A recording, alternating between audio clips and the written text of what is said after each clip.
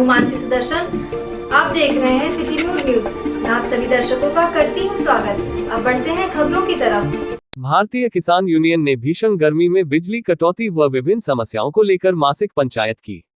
भारतीय किसान यूनियन के नेताओं ने कहा कि इस भीषण गर्मी में लगातार जिस तरह बिजली की कटौती हो रही है, जिसके कारण किसान अपने खेतों की सिंचाई ठीक तरह से नहीं कर पा रहे हैं, वहीं दूसरी ओर एक चक्रोड़ पर कब्जे को लेकर भाकियू नेताओं ने पंचायत की बैठक में विरोध दर्ज कराया। भाकियू नेता ने बताया कि उक्त मामले को लेकर एक ज्ञापन दिया गया है और उचित कार्रवाई की मांग की गई है। हम ग्राम निवासी इटौरा गांव के हैं। हमारी समस्या है कि क्या कहते हैं, हमारे वहाँ के चक्रोट है, चक्रोट में नाली ज़बरदस्ती वहाँ से निकाल रहे हैं और हम लोगों ने दरख्वास्त दी है एसडीएम साहब को। उन्होंने हमारी दरख्वास्त ली है और हमको आश्वासन दिया है कि हम आपकी नाली रुकवा देंगे और रास्ता चक्रोट निकलवा देंगे उसमें से। ये आश्वासन हम लोगों को दिया है। हम भारतीय किसान यूनियन और हमारा नाम निर्मला है और जिला अध्यक्ष तहसील अध्यक्ष हैं हम। हर महीने की हर महीने की 15 तारीख को तहसील की मीटिंग होती है। पंचायत जो है पूर्व की भांत आज जो है लगाई गई थी। इसमें जो है 3-4 समस्याएं दी गई हैं। हम लोग आज इसमें देख रहे हैं कि बिजली कटौती बहुत ज़्यादा हो रही है। इतनी गर्मी, भीषण गर्मी के होते हुए विद्युत इतना ज़्यादा कम हो रही, ना तो सिंचाई हो पा रही समय से और ना तो जो है हवा मिल रही है। बेचैनी से सारे किसान परेशान हैं। इस स्थिति में जो है हम लोग बिजली की समस्या पहले नंबर पर रखे हैं। दूसरे नंबर पर एक जो है यहाँ के हैं इटा जो है कि एक चक्रोट है, उस पर दबंग लोगों ने कुछ मकान बना लिए हैं और जो बचे हुए शेष रास्ता किसी तरीके से 2-2.5 फुट से जाते भी हैं, उस पर भी नाली बना करके रास्ते को अवरोध करना चाहते हैं। इसलिए हम लोगों ने दरख्वास्त दिया है कि जो है उसका जो है रास्ते को कंप्लीट खाली कराया जाए। इसके बाद ही उसमें नाली वाली बना सकते हैं, नहीं तो नाली ना बनाएं और पहले रास्ते को जांच करके खाली करवाएं। इन सभी मामलों को लेकर 4 सूत्रीय ज्ञापन है हमारा। इसको लेकर के आज पंचायत की गई और एसडीएम सदर को इसका ज्ञापन दिया गया। ये आश्वासन मिला कि आपकी जो है नाली नहीं बनेगी, रास्ता खाली होगा। आगे जो है आंदोलन करेंगे, धरना करेंगे। हम लोग जो भी हो सकेगा अपने हिसाब से अगली कार्यवाही के लिए अगला कदम जो है सोच विचार कर उठाएंगे। डॉक्टर रामजन वर्मा, जिला प्रभारी। अयोध्या पहुंचे सपा सुप्रीमो अखिलेश यादव ने उत्तर प्रदेश की योगी सरकार पर निशाना साधा। उन्होंने सीएम योगी के सीएचसी-पीएचसी निरीक्षण पर बयान दिया। उन्होंने कहा कि अयोध्या में जो सीएचसी का निरीक्षण कर रहे थे वह पहले से ही प्लान था, वह पहले से तैयारी किया हुआ निरीक्षण था। प्रदेश के सीएचसी क्यों खाली पड़ी है, वहां इलाज क्यों नहीं हो रहा है। वहीं राष्ट्रपति चुनाव पर कहा कि ममता बनर्जी जो तय करेगी उस पर समाजवादी पार्टी हां कर देगी, उनके साथ होगा सपा का समर्थन। पीएम मोदी के 1.5 साल में 10 लाख नौकरी देने के वादे पर बोले अखिलेश यादव। उन्होंने कहा कि भाजपा को अपना संकल्प पत्र पढ़ना चाहिए। पिछले कार्यकाल में इसी भाजपा ने कहा था हम 70 लाख नौकरी देंगे। ये 10 लाख नौकरी उत्तर प्रदेश के लिए है या पूरे देश के लिए। बिजली कटौती पर बोले अखिलेश यादव। जो भाजपा दावा करती थी कि पहले केवल वीआईपी जिलों में ही बिजली दी जाती थी, अब भाजपा बताए बिजली कहां कहां जा रही है। अयोध्या में लोगों को कितने घंटे मिल रही है बिजली। जब उत्तर प्रदेश सरकार के पास पैसा है तो बिजली क्यों नहीं खरीद रही है। जब लखनऊ दिल्ली की सरकार एक है तो एनटीपीसी से बिजली क्यों नहीं मिल रही है। सीएससी या पीएससी का औचक निरीक्षक कर रहे थे। वो औचक निरीक्षक नहीं था, वो पूरा प्लान था, पहले से तैयारी किया हुआ निरीक्षण था। अगर तैयारी की गई है तो फिर और पीएससी सीएससी क्यों खाली पड़ी हैं, वहां इलाज। समाजवादी पार्टी ने अपनी बात साफ की है और कहा है कि जो आदरणीय ममता बनर्जी जी तय करेंगी उनके साथ समाजवादी पार्टी का समर्थन होगा। भारतीय जनता पार्टी को अपना संकल्प पत्र उनके पास भेज देना चाहिए। पिछले कार्यकाल में इसी भारतीय जनता पार्टी ने कहा था कि हम 70 लाख नौकरी और रोजगार देंगे। ये जो 10 लाख की बात हो रही है, मैं बड़ी जिम्मेदारी के साथ कह सकता हूं कि समाजवादी सरकार बनने पर हम लोगों ने वादा किया था कि जितने भी सरकारी पद खाली हैं उत्तर प्रदेश में उन सबको भरा जाएगा। वो अकेले 10 लाख से ज्यादा पद हैं। तो क्या उत्तर प्रदेश के ही नौजवानों के लिए 10 लाख हैं कि पूरे देश के नौजवानों के लिए हैं? समाजवादी पार्टी ने कहा था उत्तर प्रदेश में सरकारी विभागों में जो पद खाली हैं वो 10 लाख से ज्यादा हैं, उनको भरने का। आखिरकार जिस सरकार ने नौजवानों को बेरोजगार कर दिया हो, जिनकी नौकरी छीन ली हो, बड़ी बड़ी संस्थाएं बेच दी हो, LIC बेच दिया, आपका रेलवे विभाग बिक रहा है, एयरपोर्ट बिक रहा है, बैंकें बिक गई, बैंकें मर्ज हो गई, न जाने कितने सरकारी संस्थाओं को इस सरकार ने बेच दिया। जो सरकारी संस्थाओं को बेचते हो वो नौकरी की आज बात कर रहे हैं। और फिर ये बताएं महंगाई दर क्या है? आज जो हर चीज महंगी हो गई है उसका जवाब क्या है सरकार के पास? लेकिन सर सरकार तो PFI और इन सब चीजों की बात कर रही है, PFI और ये अपने समाज में जो जहर घोला है, समाज में जो बांटने का काम किया है, भारतीय जनता पार्टी जानबूझकर। समाजवादी पार्टी के राष्ट्रीय अध्यक्ष व पूर्व मुख्यमंत्री अखिलेश यादव अयोध्या पहुंचे। इस दौरान पार्टी के प्रवक्ता जयशंकर प्रसाद के घर पर मुलाकात भी की।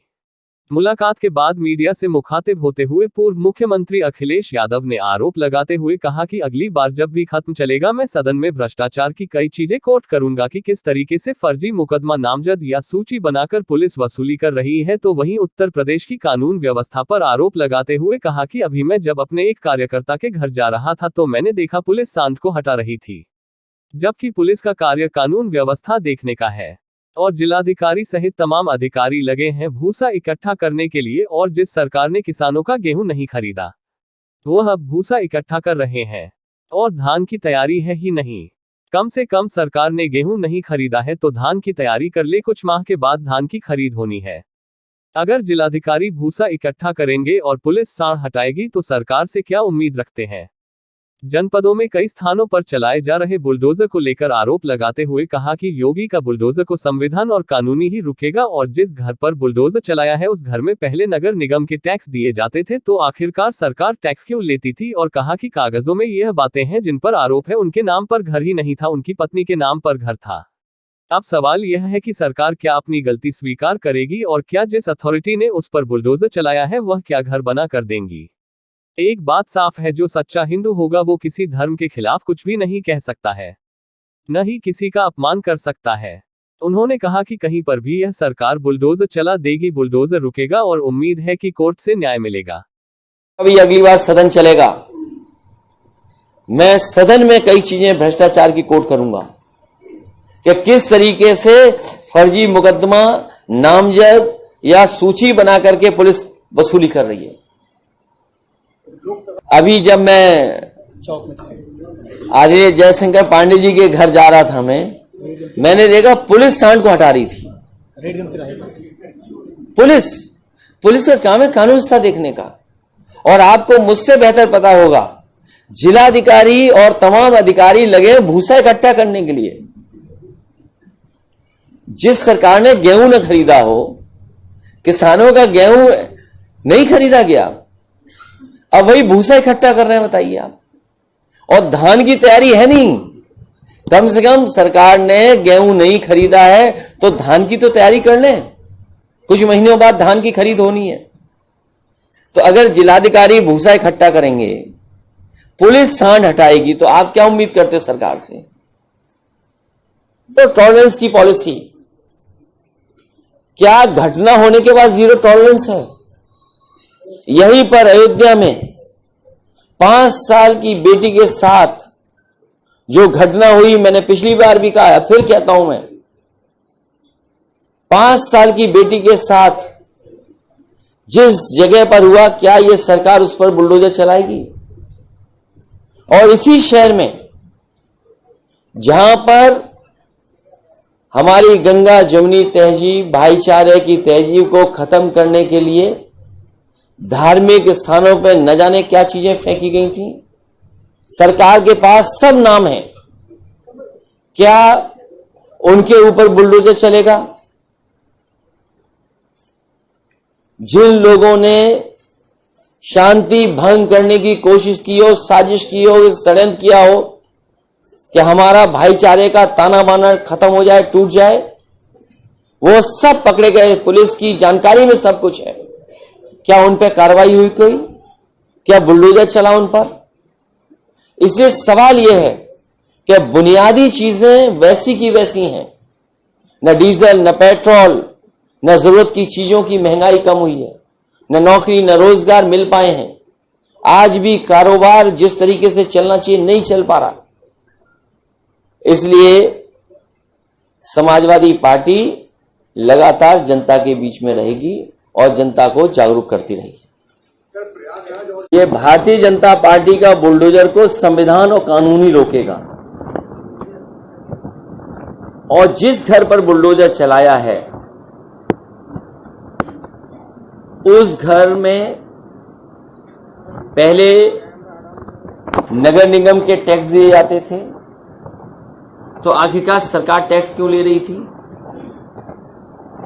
और सुनने में ये आ रहा है, कागजों पे ये बातें हैं कि जिन पर आरोप है उनके नाम पे घर ही नहीं था, उनकी पत्नी के नाम पर था। अब सवाल यह है कि क्या सरकार अपनी गलती स्वीकार करेगी और क्या जिन अथॉरिटीज ने उस पर बुलडोजर चलाया है क्या वो घर बना करके देंगे? और मैं एक बात बहुत साफ कहना चाहता हूं, जो सच्चा हिंदू होगा वो किसी भी धर्म के खिलाफ एक भी बात नहीं कर सकता। जो सच्चा हिंदू होगा किसी का अपमान नहीं कर सकता। सच्चा हिंदू कभी भी इस तरह की भाषा का इस्तेमाल किसी दूसरे धर्म के बारे में नहीं कर सकता। हमारा संविधान इस बात की इजाजत नहीं देता, हमारा कानून इस बात की इजाजत नहीं देता। आखिरकार बीजेपी और बीजेपी के इस तरह के नेता आखिरकार क्यों रास्ता अपना रहे हैं? वो इसीलिए अपना रहे हैं क्योंकि बुनियादी जो सवाल है उनका। महाराष्ट्र के मुख्यमंत्री उद्धव ठाकरे के पुत्र व कैबिनेट मंत्री आदित्य ठाकरे बुधवार को अयोध्या पहुंचे। हालांकि उन्होंने साफ कह दिया कि हमारे दौरे को राजनीति से न जोड़ा जाए, लेकिन उनके बयानों से स्पष्ट संकेत मिलता है वह महाराष्ट्र में हिंदू वोटर को आकर्षित करने के लिए यहां पहुंचे थे। उन्होंने कहा कि 2018 में हमने ये नारा दिया था कि पहले मंदिर फिर सरकार, उसके बाद ही मंदिर बनना शुरू हुआ है। साथ ही उन्होंने अयोध्या में महाराष्ट्र सदन के निर्माण की भी मांग की। आदित्य दोपहर 12 बजे के बाद अयोध्या पहुंचे। वह सबसे पहले रामनगर स्थित इस्कॉन मंदिर में दर्शन पूजन करने पहुंचे। यहां भोजन करने के बाद देवकाली स्थित एक पैलेस में पत्रकारों को संबोधित किया। उन्होंने कहा कि अयोध्या भारत की आस्था से जुड़ी हुई है। 2018 में हमने ये नारा दिया था कि पहले मंदिर फिर सरकार, इसके बाद मंदिर निर्माण का रास्ता साफ हुआ। फिलहाल अयोध्या में कोर्ट के आदेश के बाद मंदिर बनना शुरू हो गया है। यह हिंदुओं की आस्था का प्रतीक है। उन्होंने कहा कि हम हनुमान जी और रामलला से प्रार्थना करेंगे कि हमारे हाथों से लोगों की अच्छी सेवा हो। इस दौरान उन्होंने कहा कि हम अयोध्या में महाराष्ट्र सदन की जगह के लिए मुख्यमंत्री योगी से भी बात करेंगे। आदित्य ने कहा कि चुनाव में हम जो कहते हैं उसे पूरा करते हैं। अयोध्या में हम भक्त बनकर आए हैं। यहाँ के साधु संतों से भी हमें आशीर्वाद मिला है। राम के साथ अयोध्या के सभी लोगों से हमारा नाता है। हम यहाँ इसलिए दर्शन करने आए हैं कि हमारे हाथों से अच्छी सेवा हो। उन्होंने ईडी की राहुल से पूछताछ पर कहा कि आज सभी केंद्रीय एजेंसियां प्रचार साहित्य बन गई हैं। इसके बाद शहर के पंचशील होटल से पत्रकार वार्ता के बाद निकले हनुमानगढ़ी, जहां उन्होंने हनुमानगढ़ी में पहुंचकर बजरंगबली का आशीर्वाद लिया। रामलला का दर्शन पूजन करने के बाद मां सरयू की सायंकालीन आरती भी की। इस दौरान शिवसेना सांसद संजय राउत व महाराष्ट्र सरकार के कई मंत्री व सांसद भी मौजूद रहे। बात करें मंदिर निर्माण की बात करें, सबसे अहम चीज यही है कि कोर्ट के निर्णय के बाद ये मंदिर का निर्माण हो रहा है। हमने तब भी, एक मिनट मुझे पूरा बात तो नहीं थी, हमने तब भी मांग की थी कि एक स्पेशल लॉ बनाया जाए और मंदिर निर्माण हो। वो ऐसे नहीं हुआ पार्लियामेंट में, लेकिन कोर्ट के निर्णय के बाद अभी मंदिर निर्माण हो रहा है। मुझे लगता है हमें इसमें काफी आनंद है और इसी को आगे लेके जाएंगे। आज जैसे मैंने कहा कि आज राजनीति पे नहीं, अयोध्या पे बात करेंगे। बात कर सकता हूँ अन्य पक्षों के बारे में नहीं। हिंदी में ही बात बात कर रहे हैं। मुझे लगता है काफी सारी साधु संत है और यहाँ की जनता जो है वो भी हमारा स्वागत कर रही है। हम तो यहाँ भक्त करके आए हैं, राजनीति लेके नहीं आए हैं। ये कोई राजनीतिक मामला नहीं है, ना ये चुनाव का कोई मामला है। हम यहाँ दर्शन तो लेने आए, लेकिन हम जैसे ही लौटेंगे, मुख्यमंत्री उद्धव साहब ठाकरे ने कहा है कि उनकी बात वो स्वयं मुख्यमंत्री योगी आदित्यनाथ जी से करेंगे, क्योंकि हमें यहाँ महाराष्ट्र सदन वहाँ के जो यात्री है उनके लिए करना है। मैंने कहा कि ये मैं कोई राजनीतिक मामले पे नहीं बोलूंगा, लेकिन ये जो है ये तो प्रचार साहित्य बन गया है। मैंने मुंबई में भी कहा कि केंद्रीय यंत्रणा जो है सारी वो तो प्रचार साहित्य बन गया, तो वो पार्टी का ही अंग बन चुके। महाराष्ट्र इथे शाखा तर आहेच, पण महत्त्वाची गोष्ट म्हणजे इथे असेल किंवा आता मध्यंतरीच्या काळात जेव्हा 2018 मध्ये उद्धव साहेबांची भूमिका पक्षप्रमुख म्हणून ही भूमिका पवित्र वाटते त्यांना। आता त्याच्यात मतं मागण्यासाठी कुठेही आम्ही ती भूमिका घेतली नव्हती। शाखा ही आमचा पूरा बयान पढ़ा नहीं होगा, हमारे बारे में ऐसे कुछ नहीं कहा है।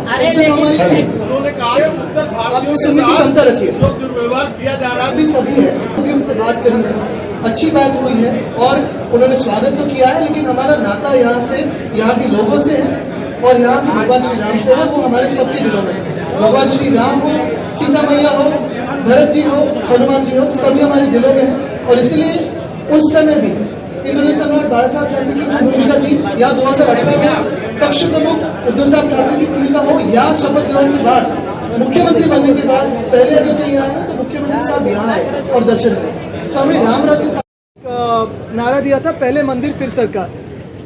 वैसे ही पूरा माहौल बनता गया। आप देखते होंगे कि जो कोर्ट का भी मामला था उसी बाद ज्यादा उसको एक चालना मिली और उसके बाद जो निर्णय आया, अभी मंदिर का निर्माण हो रहा है। तो मैं कोर्ट की तो आभार मानता ही हूँ, लेकिन इसी के साथ आज जब हम आए हैं तो ये कोई राजनीति का विषय नहीं है, ये हमारी खुद की आस्था का विषय है। पूरा शिवसेना परिवार यहाँ आया है, हजारों की तादाद में यहाँ आया है, संख्या काफी बड़ी है, ट्रेनें भरकर आई है, प्लेन्स है, गाड़ी से लोग आए हैं यही करने की रामलला का दर्शन लेना है।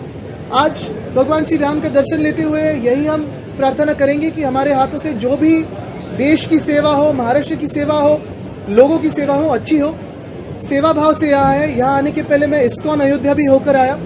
जैसे ही उनको पता चला कि हमारा अयोध्या का दौरा तय हो रहा है, उन्होंने मुझे ईमेल किया था कि जो भी 70 के दशक में हिंदू हृदय सम्राट बाला साहब ठाकरे ने इस्कॉन मुंबई को मदद तब की थी, हेल्प की थी, तो वो एक रिश्ता आगे लेके जाने के लिए उन्होंने मुझसे कहा कि आप इस्कॉन अयोध्या पधारे।